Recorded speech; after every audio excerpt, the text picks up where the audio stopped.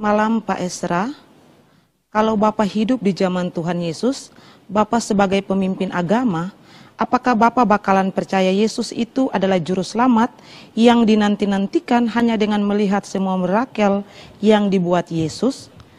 Kalau zaman sekarang ya mudah sekali kita tolak karena kita tahu juru selamat sudah datang. Pikiran ini dari dulu mengusik saya, jangan-jangan kalau saya hidup di zaman Yesus, saya juga bakalan seperti orang Israel, tidak percaya Yesus adalah sang juru selamat. Itu bagaimana Pak Pendeta? Ya itu bisa saja. Nah tapi untuk apa saudara terusik dengan pikiran seperti itu? Toh saudara tidak hidup di zaman perjanjian lama. Atau saudara hidup di zaman dulu. Saya juga tidak tahu bahwa kalau saya hidup di zaman dulu akan percaya Yesus atau tidak. Karena apa? Karena ada banyak orang tidak percaya. Tapi ada banyak orang percaya juga. Jadi ya kalau ditanya begitu ya bisa percaya bisa tidak. Tapi satu hal yang mungkin kita perlu ingat adalah bahwa jikalau percaya itu dari diri kita sendiri, mungkin kita tidak akan percaya. Kenapa?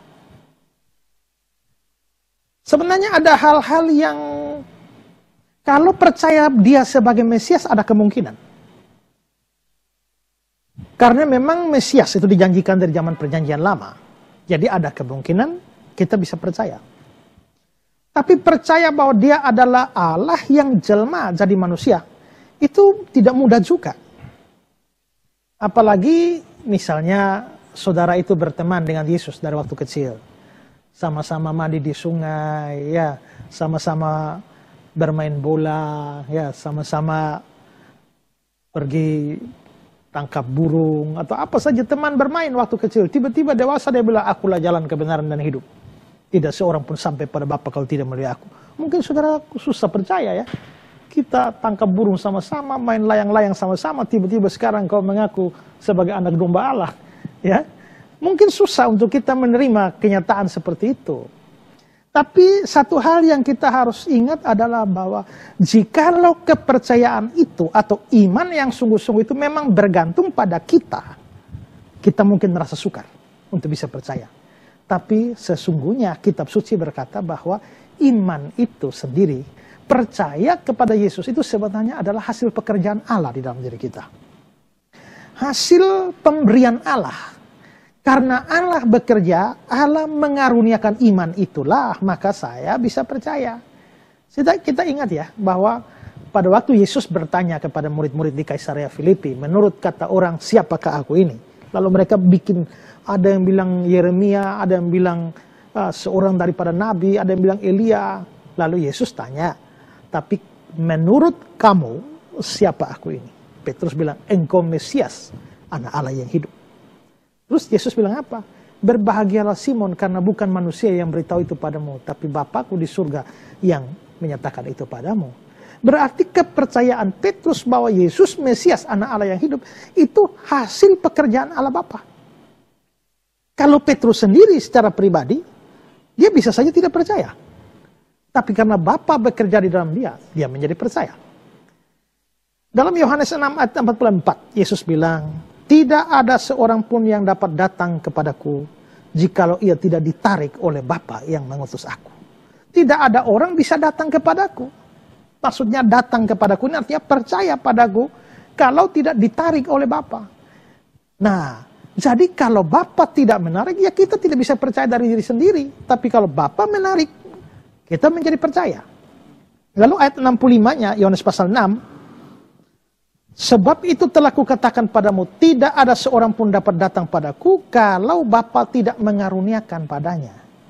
Ya, lalu Filipi 1 ayat 29, sebab kepada kamu dikaruniakan untuk percaya pada Kristus. Berarti iman itu pemberian.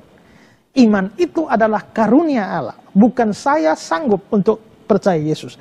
Kalau dari diri saya sendiri, saya pasti tidak akan percaya Yesus. Tapi karena Allah bekerja di dalam diri saya, melahirbarukan saya, mencerahkan saya, memberikan Injil kepada saya, membuat saya mengerti Injil, dan pada akhirnya mengaruniakan iman kepada saya, maka akhirnya saya bisa percaya. Jadi kalau ditanya, Kalau Pak Esra hidup pada zaman dulu, kira-kira percaya Yesus enggak? Ya tergantung Bapak. Kalau saya diberi karunia untuk percaya, saya pasti percaya. Tapi kalau saya tidak diberi karunia untuk percaya, ya saya tak bakalan bisa percaya. Itu saja. Dan kalau sampai hari ini saya bisa percaya Yesus, saudara bisa percaya Yesus, ya itu juga karunia. Maka harusnya bersyukur karena banyak orang tidak diberi karunia seperti itu sehingga sampai hari ini tetap tidak percaya Yesus. Bahkan ada yang sampai mati tidak percaya Yesus. Jadi kalau kita bisa percaya, bersyukurlah untuk anugerah itu. Ya.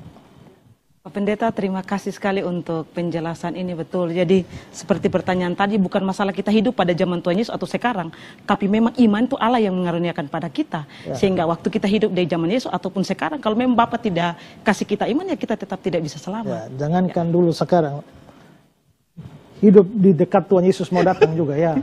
Kurang 1 hari Tuhan Yesus datang juga, kalau iman tidak dikaruniakan, tidak bisa. Kenapa bisa begitu? Karena kita sudah mengalami total depravity, jatuh dalam dosa. Kita sudah tidak bisa netral lagi, ya. Dan kita mati. Dalam Efesus 2 ayat 1 itu dikatakan, kamu dahulu sudah mati karena pelanggaran-pelanggaranmu. Berarti kita ini kan mayat. Mati rohani, mayat rohani. Coba kalau ada mayat di situ goyang daging babi, ya. Respon tidak bisa. Bawa duit 1 gepok, goyang-goyang, bisa? Tidak. Bawa apapun tidak bisa karena mati. Sudah mati. Jadi kita tuh seperti mayat rohani yang dikasih keselamatan bagaimanapun juga tidak akan bisa, dikasih Injil bagaimanapun tidak bisa respon.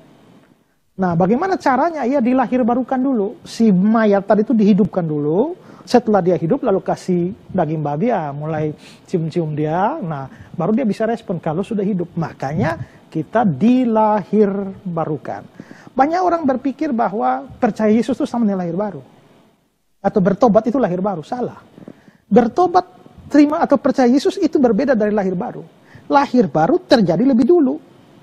Karena kamu dilahir barukanlah, makanya kamu bisa percaya. Karena kamu dilahir barukan, makanya kamu bisa bertobat.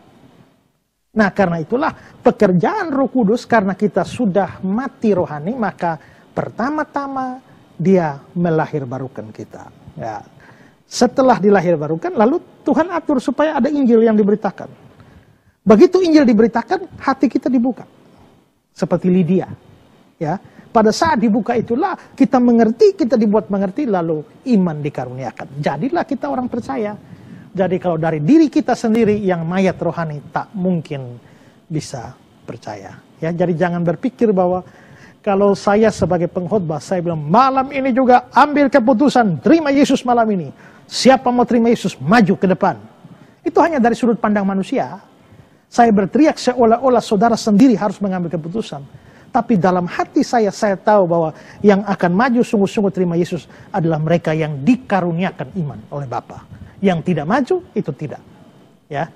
Jadi harus dilihat dari sudut pandang Allah dan sudut pandang manusia. Ya.